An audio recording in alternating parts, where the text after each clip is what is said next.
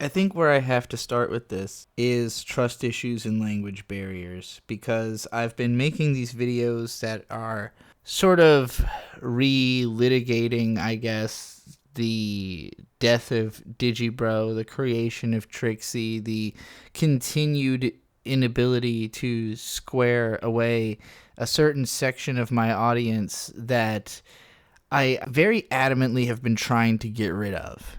And I know this sounds unusual. If this is a video, if this is like one of your first videos from me, this is going to be super strange as a thing to hear. But like, I've been trying to cut part of my audience off. Like, whole ass, cut them off, get them out of my life. And not a lot of very public artists probably do this. And I feel like the ones who do usually are doing it from the start. It's unusual for an artist, I think, to, like, I guess, have the realization that they need to start, like, culling their audience or policing it in this kind of way. But to me, it's a very, like, rational thing. It's like a reaction to the fact that I was operating irrationally beforehand. Like, to me, there's two options you have here. You either can be like, I'm going to take absolutely everybody into my audience, or you can be very particular about who you are trying to reach. But if you try to strike somewhere in the middle, you're going to cause yourself a lot of problems, because you have to basically maintain a very specific, like, way of operating to stay at that level. What do I mean by this? I feel like I'm being super vague. So, like, think about somebody who is tremendously famous, unfathomably famous. Who's the most famous person you could think of? In my mind, it's like Robert Downey Jr. Probably the most famous, like the person who the most people can recognize globally just by face. Oh, Iron Man. You know, you look at that guy and you would immediately be like, oh, Iron Man. Or maybe Mr. Beast. It's hard to know if he's at that level of Iron Man, but he's pretty fucking famous. Beyonce, right? There's a few people who just, I don't know where you could go on Earth and, like, show them a picture to somebody who's knows about, you know, who has a television, and they'd have never seen that person's face before. In order for you to become somebody who is unbelievably famous, you have to have an unbelievably broad appeal. You have to be doing something that appeals to so many people on such a basic level that it's unquestionable to most people. And you have to stay consistently like that. It can't be that people catch you totally off in, like, a different way, that, like, as soon as people stop relating to you, they're going, or you stop representing something they think they want, they're going to break away from you. So, like, if you're, you know, famous for being, like, good looking, and then suddenly you aren't good looking anymore, you know, like, you just stop presenting yourself as a good looking person, maybe you'll have some people who like the new direction, but ultimately you're definitely going to cut your audience. You know, you're just not going to have the same appeal. So if you are trying to use something like good looks to become tremendously famous, you have to really, really take care of those good looks. You have to be dedicating yourself to protecting your good looks. That is your number one priority, is how do I keep my looks good? You know, because that's where all of your flow is coming from. Now, it might be that the reason you want to be tremendously famous and rich is so that you can put money into keeping yourself looking good. A lot of people are just trying to keep their self-image maintained as long as possible. For some people, it's about adulation. For some people, it's about opportunities. But you always have to be very careful how you carry yourself if you want to have that level of fame. Now, here's the thing. If you want to have anything above a very niche level of fame, all of those same rules still apply. Like, if you want to be middlingly famous, people still have to want to look at you like a famous person. It's just that you don't appeal to as many people. Like, say that you're trying to be nerd famous, you know, like you're just trying to be somebody who's famous with nerds. Well, you don't have to be like good looking. You do have to maintain whatever it is that makes you appealing to nerds, whether it's like a certain type of knowledge or a way about yourself, just whatever it is that makes nerds like you. But as soon as you cater to nerds at all, you've cut yourself off from anybody who doesn't respect nerds. You know, anybody who doesn't want to be at a convention ever, they're not going to pay attention to you anymore. And broadly, most people don't want to be in those settings because those settings are full of a type of people that they don't want to have to interact with. And so you have to be somebody who wants to interact with a type of person that shows up at a convention to target that as the type of a thing you're trying to do. But even still, to those people, you have to be the same way a celebrity has to be to everyone. You have to be something that they, absolutely feel they can project onto. And the way that most people accomplish this is simply by being on the down low about most aspects of themselves. Most people just don't share everything about themselves. They only share through their art things that they want people to see that make them look good, hopefully. And, otherwise they're not going to build a career off of it because they look like shit and people don't like it. Unless they look like shit in a way that very specifically appeals to, a group of people who feels exactly like that. And that's where we get into the niche side of things, where if you want to have a fan base that loves you really for you, really not because you're trying to be like them, but because you happen to be like them, that's when you have to play your cards close to the chest. And the reason for this is that you will not have an endless number of new fans to fall back on. You will only ever have the people who are just like you. And if those people don't like you, you got nothing left. I think a lot of people have this idea in their head that they can always strike and burn and start again somewhere else. But the truth is that everything you do is on record somewhere. Everything is still around. It used to be a lot easier to get rid of your past. You could change locations and stuff. But now that things are on the internet, most likely your old identity is still out there. Somebody still remembers it, and you might encounter those people, especially if you're still running in internet circles. You're probably going to encounter the people who met your old identity again. And this happens a lot more in real life also than you might think. It's a small world, after all. There's only so much of the world is actually inhabited by people, and only so many places are really worth going. And if you only like so many things, you're only really going to go to so many places. The whole world is just a lot more cliquish than it seems. Everything is much more broken. The way that people actually move has a lot more to do with social dynamics than it does anything else. It's about who do you know, where are they? What do they like to do? What do you do together? That's what makes people be in places. And when people are in a place together, you want to have some level of trust of the other people in your environment.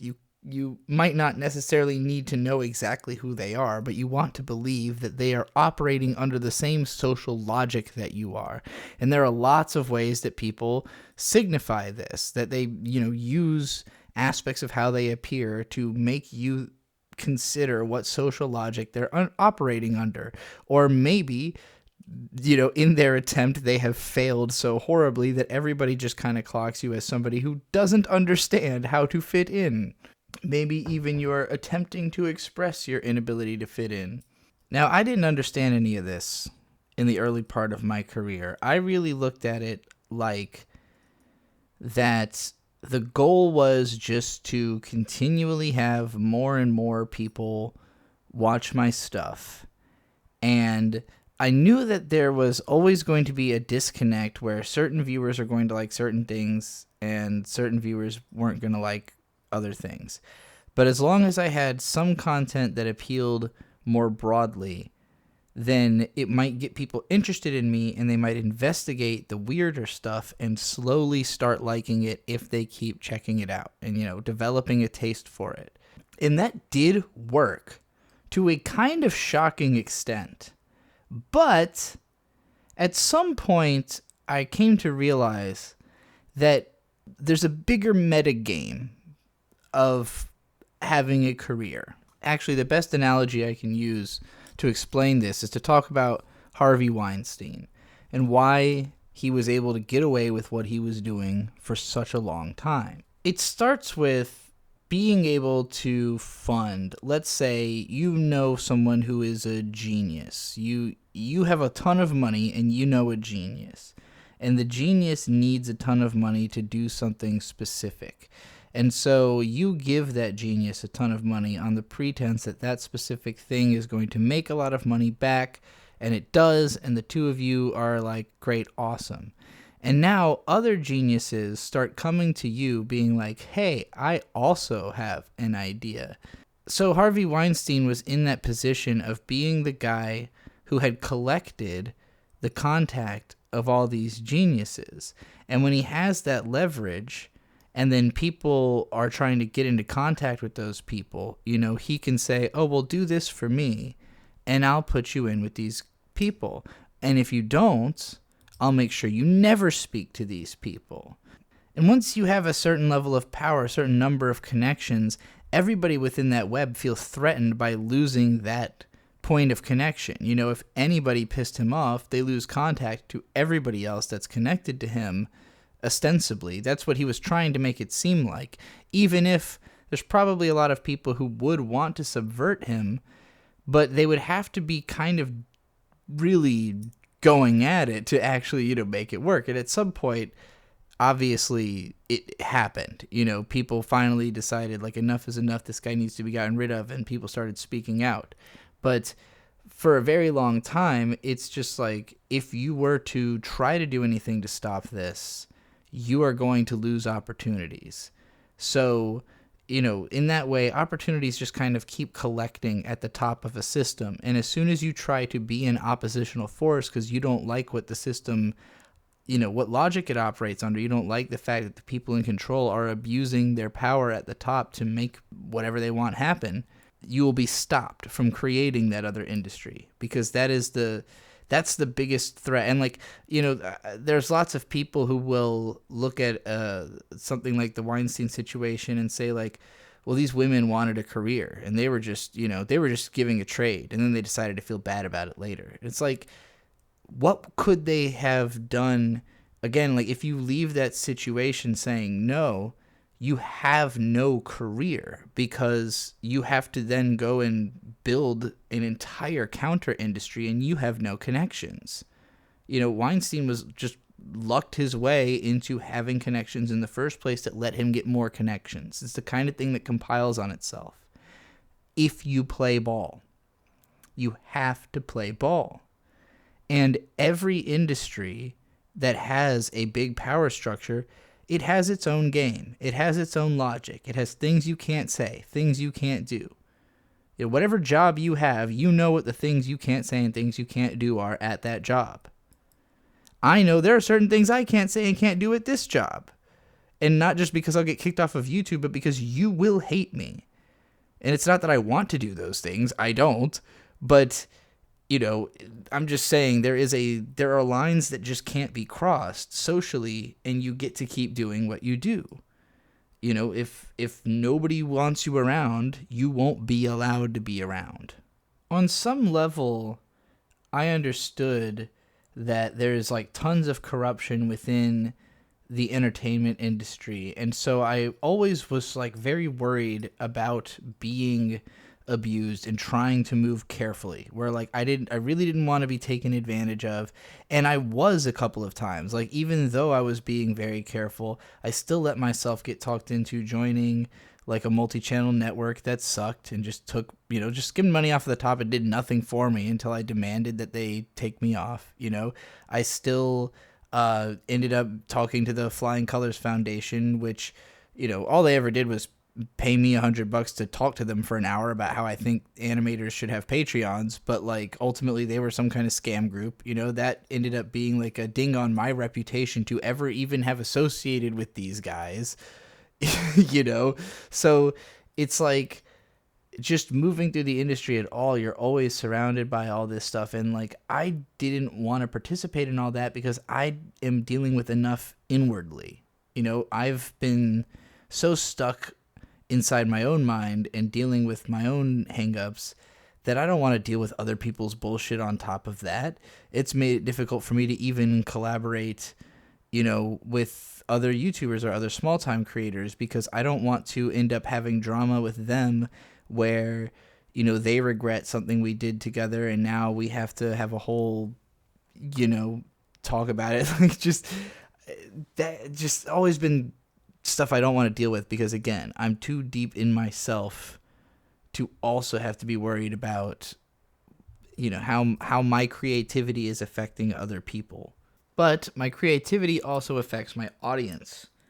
And so I really underrated, I think, the psychological effect that my content was having on my audience, because for a long time I felt that it was not strong enough. It's odd. I used to get a lot more pushback about my opinions. Now I get a lot more pushback about my identity, and it's diminishing thanks to all these videos I've been doing where I keep scaring off Digibro fans or giving them the opportunity with my video Sympathy for Digibro fans, kind of giving them the opportunity to vent and maybe make some peace with themselves and the changes. I feel as though when I started my career, I was developing a new language that is not my native tongue in order to communicate with the internet.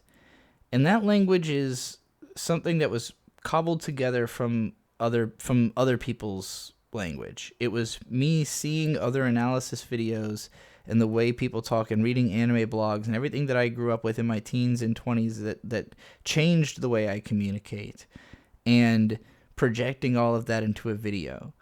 And in a way, Digibrony in particular, if we're talking about original Digibrony before it got edgy and all that, was almost like an attempt to be the opposite of how I think I am, because my conception of myself is just loud, energetic bursts of nonsense.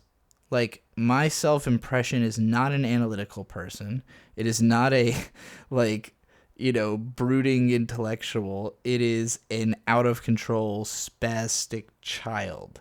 That was what I had to, learn to deal with, because that kid can't express themselves in a way that other people understand. So I have to, create this language that this person can express themselves through, even if it's not their language. It's a language built from other people's languages.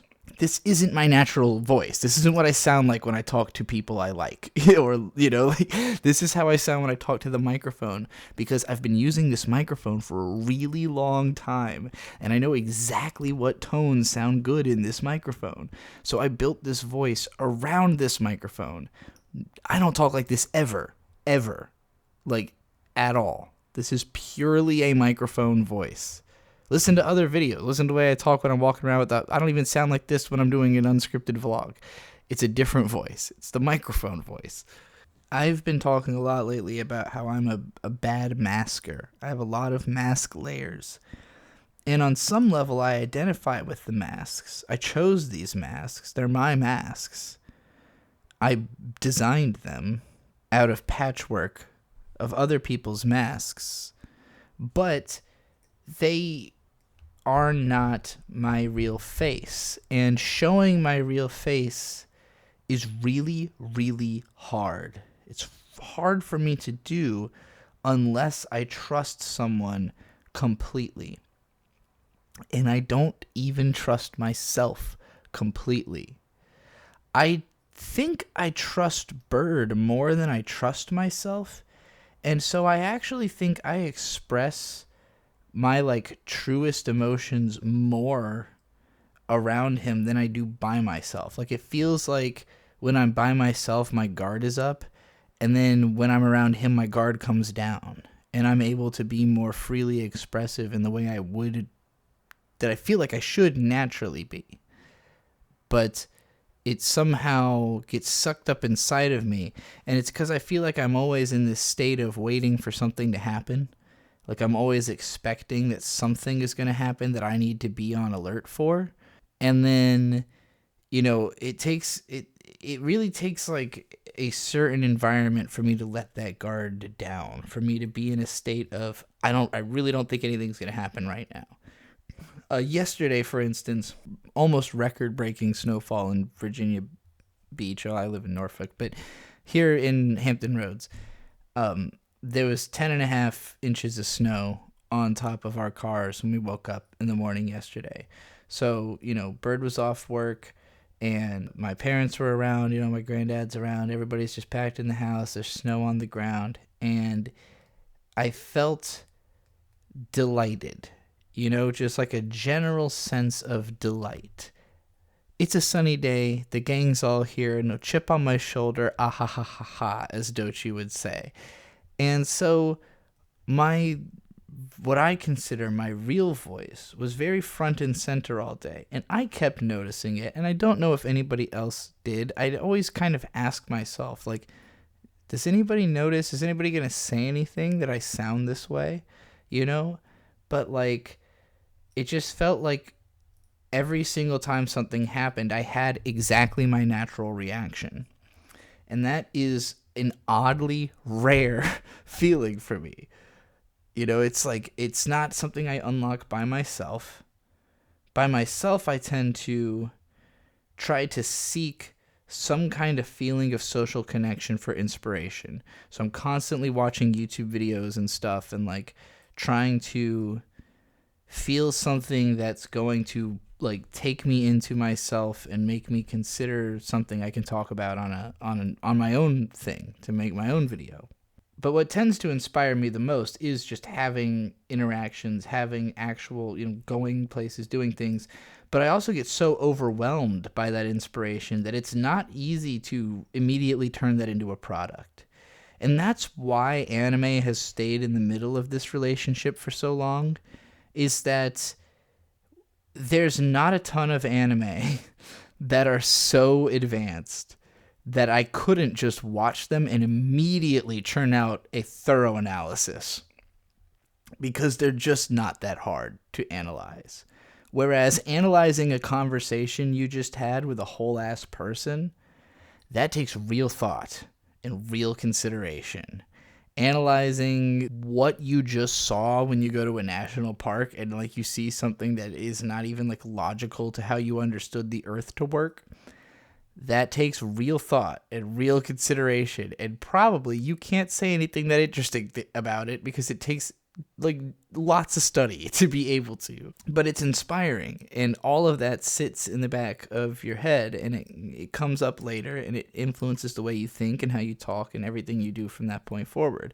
So it's important to collect inspirations even when you cannot figure out how immediately they're going to be relevant to you, how you're going to turn that into something. And oftentimes the stuff you can turn into something is kind of weak inspiration. Like, sometimes I see something, I have some stuff to say, and then it's like I never saw it. It's just like, yeah, that's an experience that happened. Whoosh, it's gone now. When I'm in that state that I was describing, where I'm just saying exactly how I feel, and nobody's really giving, like, I don't know. I feel like I developed an expectation at some point in my life that being natural to my way of thinking would get me in trouble or just made fun of. That, like, being my natural self is a state of being that other people are not going to like. And so I locked it away. And then I did a lot of analysis on myself into why don't people like this person? What's wrong? What's wrong with the way I'm acting? Because when people complain about stuff, the tangible details are what they focus on, right? Like, I know this from Film Crit Hulk, one of the most influential writers on me, talking about how, oftentimes, like, when a character is portrayed poorly by an actor, and it's like an adaptation, and that actor doesn't naturally have the same hair color as the character from the source material, people will blame the hair color, like, oh, they didn't get a redhead, that's the problem.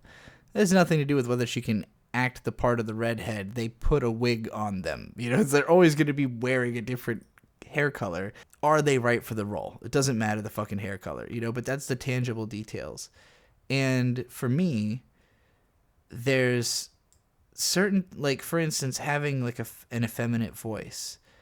My brother Victor made fun of my girly voice, like my girly high-pitched voice a lot, but it wasn't because of it being girly and high-pitched. It's the way I used it and the kinds of things I would say and just the general like attitude I had about like I'm getting away with something by doing it, you know? Like there's just an unnaturalism that comes from trying too hard to be natural, like being overly desperate to express naturalism.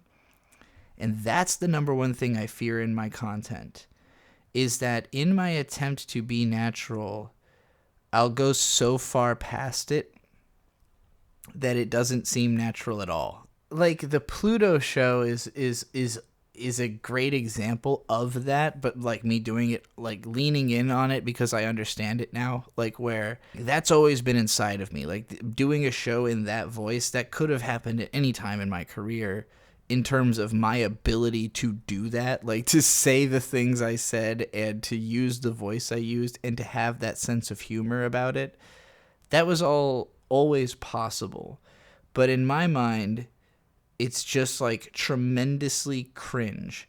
And I think it would have been tremendously cringe. I mean, for a lot of people it still is, I'm sure, but like not that many people watched it and it got nothing but positive response. So I'm going to go on the assumption that this is something I could have always been doing, that could have had an audience, that could have been something people liked about me.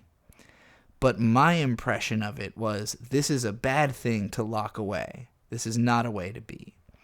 There's another universe where I've been using an incredibly high-pitched feminine voice for 15 years, and that's what you know me for. But we don't live in that universe. So if I start doing that now, that's just a fucking totally different approach to being than what you're used to and what I'm used to. Again, I built this mask. I built this out of other YouTubers I like, other voices I thought were good, what I know sounds good in the microphone logically, you know, what I know resonate, like literally I know that this tone resonates through your head more effectively, so you will remember every word that I say if I say it in this, you know, like there's a lot that goes into how you pick a voice, but it's not my voice. Because I don't trust, and it's not that I don't trust you, because you could mean like 6,000 people right now. I don't know who's going to see this video. I don't know who this is for. You know, let's say 600. I don't know. This probably won't get 6,000 views. Maybe in like 10 years it'll have 6,000 views. But I know there are certain people in my audience that if I did know you, or if I knew you outside of the context of trying to talk to you and everybody else at the same time, we'd have a very different relationship. And I don't know what it would be, because it would be different for every single person. But I'm fascinated because I seem to have an effect on my audience that because I am so open and analytical about certain things, I cause other people to be open and analytical about themselves. My goddamn Sympathy for Digibro Lovers video got the most elaborate comments imaginable. It's like hundreds of just long comments. And I'm like, y'all don't talk this way to your own parents. Y'all don't talk this way to your own fucking siblings or your partners. Some of you do. But like, I get messages from people that are like, I don't open up like this, you know? And so as far as I'm concerned, I am doing frontier therapy on like several hundred people at the same time, which is pretty overwhelming, but it also works for me because the hardest part for me is the worry I have of creating new enemies and creating new problems from the fact that I can't be there for everybody all the time. I feel like there is a value in these arm length relationships and in like just taking inspiration, comparing notes, just listening to other people who think something like you. I want to give you the tools to be more active yourself and to say more yourselves, because I think unfortunately my being as intense and as opinionated as I am has made a lot of people scared to speak up. And it's for the same reason that I'm insecure. I'm not giving you my real voice. Why would you give me your real voice? And the answer is like, well, for the same reason I'm not giving most people my real voice. Like, most of us can't. It's like we're struggling just to get a voice out. Regardlessly if it's our truest voice, we're just trying to get words out there in the first place. Drawing people all the way to our truest voice, that sounds like such a, that's for the long haul. But I want to hear them. And it's not that I think I will love them all or think they're all beautiful. And I understand there's nothing harder than showing your truest voice to somebody and then going, yeah, that sucks. Especially if you care about that person and their opinion. It's one thing for, like, if I show you my true voice and you just leave a comment that's like, this sucks, but I don't know who you are, it doesn't cut me that badly. If I show my true self to somebody I admire or that I want the approval of, and they say it sucks, then I'm really going to be hurt, And it's hard for me to even recommend my content that I do like and am proud of to people I admire. Like, I almost never send, in the way that like people send me stuff, like people send me shit that they're like, hey, check out this thing I made. I've like never done that before. I can't think of one instance where I sent somebody who I look up to a thing of mine for approval, except for Ghostlightning. And that's only because we were already friends. Like, he commented on my blog in the first place. That's why I knew him, because he had already commented on my blog.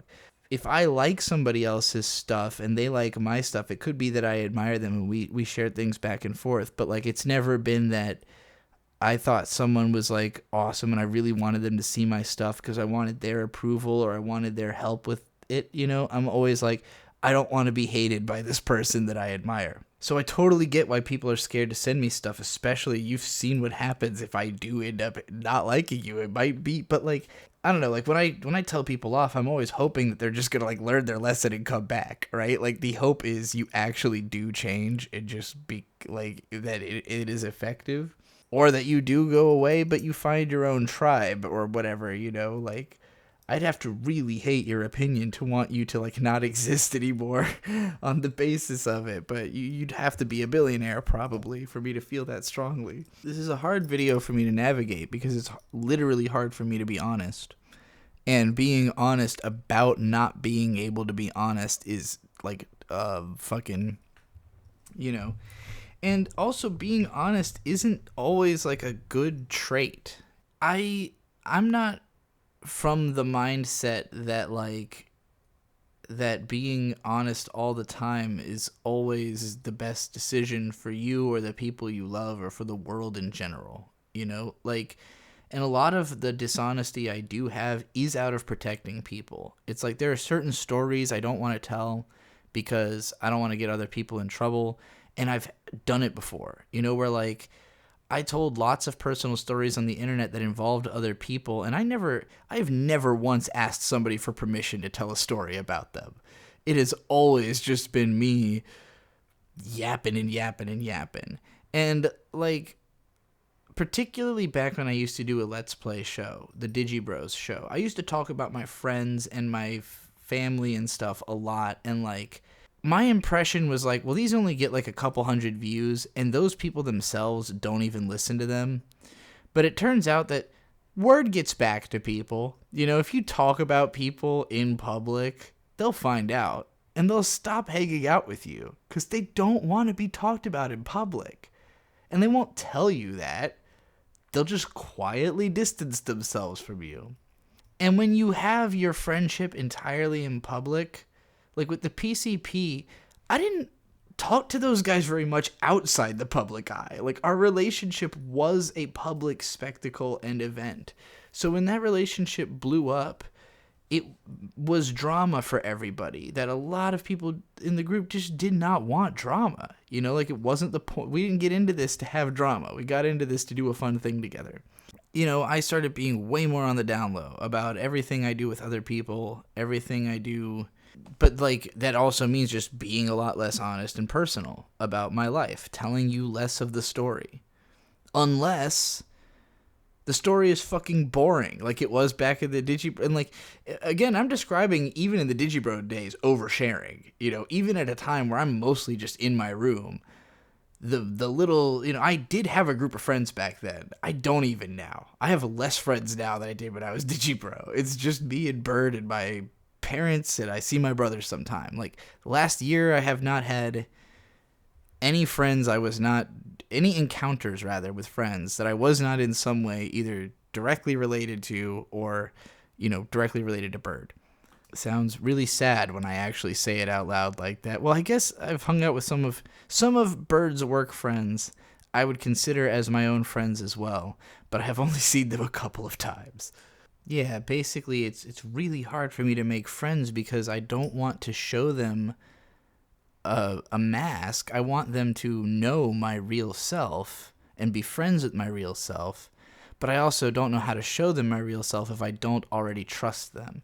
And there are some people who, when I meet them, I just vibe with them so much that they bring out that trust. A lot of Bird's family has that effect on me. You know, like, there are certain people that when I'm around them, I just feel like I could be however I want and it doesn't matter. I'm not going to get judgment, or I'm not going to get questions that are annoying to me. I'll get questions that are, you know, there's different brands of curiosity. There's my dad's brand of curiosity, which is, what are you doing? And then there's the brand of curiosity that's like, oh, that's cool. What's that about? You know, like, those are, I'm used to, what's that? Or, why are you doing that? You know, from a, what the hell? Oh, what in the world? You know, like, I'm used to that. As opposed to, ooh, what's going on here? Which is very, like, you know, makes you want to do what you're doing even more. Or even just, you know, flatly fucking just accepting what you're doing as being what it is and not asking any fucking questions about it. I think that's what most of us want. I think that's what most of us consider trust to be. Like, trust is when you see me doing something and you just decide, that's what she does. I'm not worried about it. That's what I want from people. That's just Trixie. Sometimes she just walks out of the room without saying anything. Sometimes she just stops talking and stares into space. Sometimes she can't hear what you're saying to her, literally. Sometimes you really gotta get her attention before she's gonna interpret anything you're saying to her. Sometimes she's gonna repeat what you just said back to you in a baby voice. Sometimes she's gonna go on a long rant about something and then slowly peter out if she thinks you're not paying attention. Sometimes she's gonna headbutt you if you're Bird. I don't know how to end this video. I've just kind of been swirling around my bottle opener and staring blankly and trying to think if there's anything else I need to express in this video. I feel like I've made my point unexpectedly at the very end after much rambling and feeling like I wasn't making a point at all. So hopefully this has all been very relatable to you. That seems to be my my current ballpark of video content, is being inside your head. So if you need to speak to the voice in your head because it's not listening, hit me up in the comments section. I'm Trixie the Golden Witch. Stay confusing, bitch. Oh wow, that's a cool new catchphrase.